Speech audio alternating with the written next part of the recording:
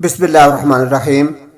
میرے محترم سامعین کرام، آج کل کے دور کے اندر ہر انسان کے ساتھ تکلیفیں، رنج، غم، مصیبتیں اور طرح طرح کی آفات لگی ہوئی ہیں، اور اسی کے ساتھ بعض اوقات ہمارے دل و دماغ میں یہ بات بھی آ جاتی ہے کہ اللہ پاک نے ہمیں جو کچھ دیا ہے، مال ہے، اولاد ہے، عمر ہے، زندگی ہے، صحت ہے، اس میں اللہ تبارک و تعالیٰ برکتیں عطا فرمائے۔ تو آج آپ کے سامنے میں مال و اولاد کے اندر برکت حاصل کرنے کا ایک وظیفہ لے کر آیا ہوں۔ مختصر سی بات ہے، کوئی مشکل بات نہیں ہے۔ اللہ جل شانہ کا ایک نام ہے الغفور۔ غفور کا معنی ہوتا ہے بہت بخشنے والا۔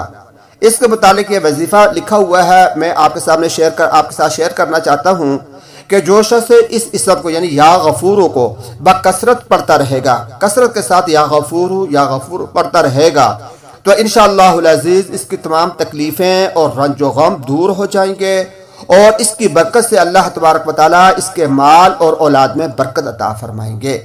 تو مال اور اولاد میں برکت کا ایک آسان سا وظیفہ ہے کہ انسان کثرت کے ساتھ یا غفور پڑھتا رہے، انشاءاللہ العزیز اس کی برکات اللہ پاک اس کو عطا فرمائیں گے۔ اللہ پاک ہم سب کو عمل کی توفیق عطا فرمائے۔